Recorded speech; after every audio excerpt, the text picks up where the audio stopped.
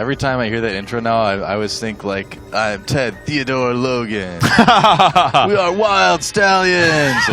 One of the best movies ever made, by the way. That is true. Ted's Excellent Adventure. San Dimas High School football rules.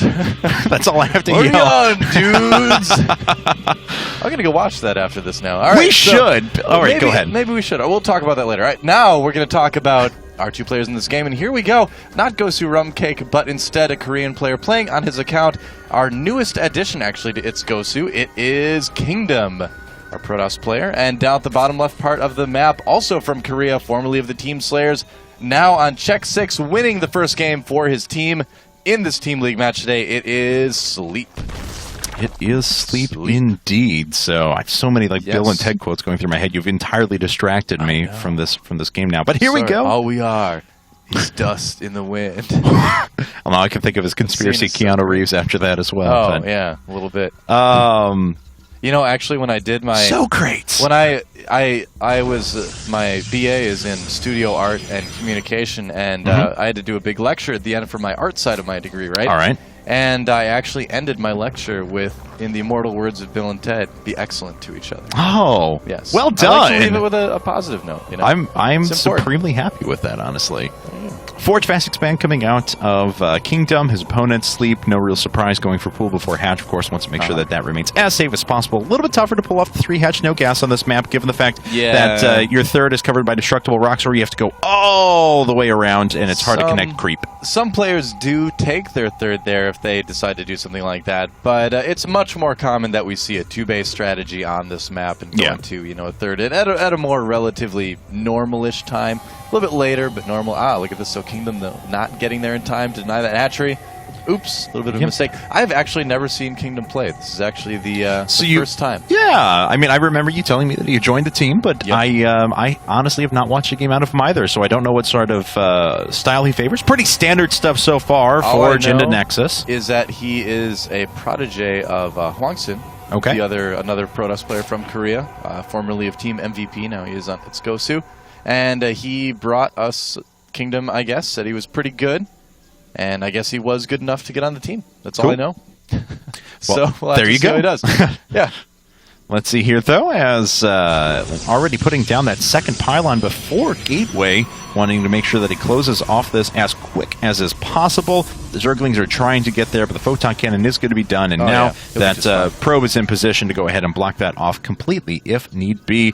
And a few Zerglings, actually Sleep making 8 Zerglings at the beginning of the game so we can begin working on the destructible rocks ASAP. That's generally what you see nowadays, is that if they don't take that third at the kind of risky location to the north of the base in Sleep's case for this game, you usually see them send Zerglings right away to start working on those rocks. So you can take that third base just a little bit later than it normally would be, but not overly late, I guess you could say. And taking a look now for Mr. Kingdom. Mr. Kingdom. Transferring a few probes over there so we can start a little bit better. More optimal saturation, but we'll continue to chrono boost those probes for a little while. And did he full wall this off? Yes, he did. So yes, he did. Yep. Not going to allow anything through the front. Yep, guess so. So let's see what Sleep is up to. Still working on those rocks. No gas yet. Just pumping out as many drones as he possibly can. Hasn't really started spreading creep quite yet. I gotta say, I'm a little bit surprised. Normally, I think it'd be good to put down a creep tumor, start going towards that third base. But Sleep confident right now in his ability to defend things. And really, I mean, you're never under a whole lot of pressure unless there's something cheesy going on at this point in the game. So he should be okay with this. It's just kind of something interesting that I've noticed. I gotta say, too, it seems like the Korean Zergs are generally the ones that start their creep spread a little bit later. Yeah. You see foreign Zergs generally put a little bit more emphasis on that in a lot of cases. We do finally have a third queen out, so there's the creep spread queen. Looks like she's going to start planting a creep tumor off the left and slowly but surely make her way over to the third whenever that'll eventually get done. And as we can see, oops. Accidentally boxed it with the Zerglings, I guess. Yes, he did. We've all done that from time to time. Oh, yeah. All right, so Kingdom's going to make his way in with the probe now. He will be able to pick up on exactly when that base comes up. Yeah, really good timing. You can tell he knows when to look for things like that. He sees the third right away here. Oh, Sleep is going to use a little pillar to keep that Overlord safe, it looks like. Yes, he has. No vision there. And our map pinger has told us that there's a forward pylon. All right, and there are 3 more gateways and +1 on the way as well. So Kingdom, he could decide to put some pressure on, but I think we're going to see 2 more gas go down, most likely at his natural expansion. And okay, so there's 1 gas here. So you're probably going to see some tech rather than some sort of push, and it looks like Sleep found that pylon anyway. Yes, he did. So Kingdom not going to be able to get a lot done there. Warp gate research not even done for another 20 seconds. So that's right. pylon is going to fall, and bunch of overlords being rallied to the back because they don't matter. Let's see here now. Well, that's so mean to overlords. I don't care. Matter. Stupid pacifists. They give supply. Stupid pacifists. I don't know, man. I think pylons are a lot more passive than overlords are. Yeah, but they're also not alive. Banelings in a pylon. You don't call pylons stupid. They're not alive. You can't spread creep with a pylon, can you? No, you've got me there. You do indeed. Ha. Well, let's see. As +1 armor coming up now. No Twilight Council, but wanting to prioritize as many upgrades as possible. So, robotics facility just about to finish up at the same time as well.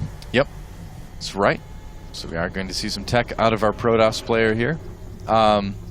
It's interesting. This is actually a map that I downvote on the ladder. There's nothing wrong with it per se, but I'm just not a big fan of it. And this is kind of one of the reasons why. I feel like it just takes so long for games to really kind of get going on this map. Yeah. That for me, I don't know. I like to get in there and make things happen in the games early on. I'm not saying I'm cheesy. I'm just saying that I don't like to kind of just sit back for a long time. I veto this map as well. I will really? say. Why? So. Why do you veto? Yes, this I map? do. I just one PvP. Oh well, that's a good reason. Yes, but I'm just not a big fan either. Like you said, this used to be my very favorite map. Oh really? God, the way +1 zealots just charged through Lings there. So many units killed, but eventually the zealots do go down. But yeah, no, I'm just I like the current tournament maps, even down to things like Antigua, but definitely like Daybreak and Metropolis quite a bit better. So that's understandable. Oh, I like this by Sleep actually going for Baneling Nest and Overlord drops. That could be quite fun. Yes, It'd be fun to indeed. see. We actually saw Violet do that in Yompt the other day even. And Hydralisks as well. Interesting. Okay. This has become a very interesting strategy suddenly from Sleep. Now, he could drop Hydralisks as well, but usually when you see a Hydra Den on this map, there's a Nidus network attached to that as well, which sounds weird for me to say, but we've seen it more often than you might think. And Nidus worms in my ZVP, it's more likely than you think. it's pretty cool, though. It is a cool strategy, especially with as much space as you have behind the bases. Pretty easy to hide things back in the corner, supposing, of course, there's not a pylon sitting back there. Yeah. But, yeah, pretty easy to find some places to actually pick up on that.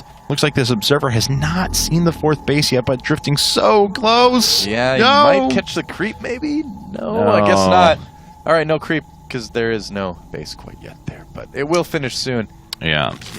So let's see now as Kingdom continuing to produce a fair amount of Immortals. Kind of like, pretty typical unit composition we're seeing out of a lot of Protoss players now. Very heavy on sentries, getting Blink, and continued upgrades as well as he does expand to that 3rd. Well, he's just kind of playing turtley. I mean, he's blindly making a lot of Immortals, I think, because he kind of assumes that Sleep is going to go Roaches. But now, I mean, if he didn't know before, he should know that Roaches are definitely not what Sleep is going this game.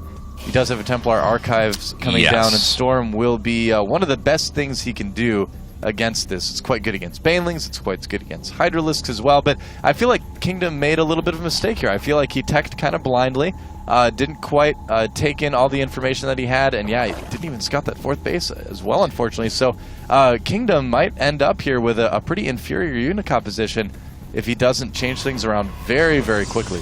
If you can get Storm coming pretty quickly, that can change things around a little bit. But it's still going to take a while for that to actually hit. And by then, Sleep is going to have a ton of units on the field. There we go. Storm, High Templar being added in now. Pretty typical stuff, but it is coming pretty late. Yeah, I think these units are going to possibly get elevated into the main base. We'll have to see what he decides to do after he clears out the Zelnaga Tower. We have another 17 drones coming up in addition to the 76 that are already sitting there for Sleep. So he's going to be on 93 drones on 4 bases, so he'll be able to replenish his army very quickly. Just want to give that Zealot an extra kill there. Felt bad, really. Just taunting him. Yes. Pretty much. All right, so Kingdom has a bit of a wall off here at his 3rd base. It's going to make it tougher for the Zerglings to get in. And, yeah, there's a base there, definitely. Mr. Map pinging person, whoever that is. If this comes from your team, you have to berate them quite a bit. I've observed so many games of my team, and they don't ping like this. It's not them. All right, well, the big attack coming through the front right now is Psystorm still 8 seconds away. The Banelings are overhead as well. There's a ton of very light units out, and these Banelings are going to do, to quote, very terrible, terrible damage. Yeah, they will at least do some damage to the sentries, take them out as well. Wow. A lot of it being used on Immortals, but I think it was just plenty anyway. Yeah, and he has already broken down quite a bit at the front wall as well. Could get the Cybernetics core and does. Now a 100 to 167 supply difference between these two players. Yep, so Sleep doing some damage here, managing to take out some tech, but... And Heart switches over to Mutalisks. Heart? Hard switches. Hard. Doing a hard switch like, off of the TSL Terran player have to do with any of this? But okay, hard switch to Mutalisk. There we go. Yeah, immediately building quite a few of those, and Tal'Darim Altar is like the Muta map in ZVP. It's so easy to bounce between all three bases that a lot of Zerg's been doing it. And nice Ling attack here from Sleep, doing even more damage. He's actually going to pick up both of those Archons, it looks like. Yeah, it looks like he will. It will eventually get cleaned up, but still very, very annoying. And the Cybernetics core did finish up again, so we can see some more Blink Stalkers here in a bit, but there are so many Mutas already out. There's going to be 21 in a second, and +1 weapons is on the way. Wow, and I don't really think Kingdom knows that this is coming here as well. I think there's an Observer. Is that an Observer coming down the map now? Yeah, it is. So he's going to see, at least he's going to see the Overlords, but as far as the Mutas go, looks like he doesn't really have any idea quite yet, and it may be too little too late here.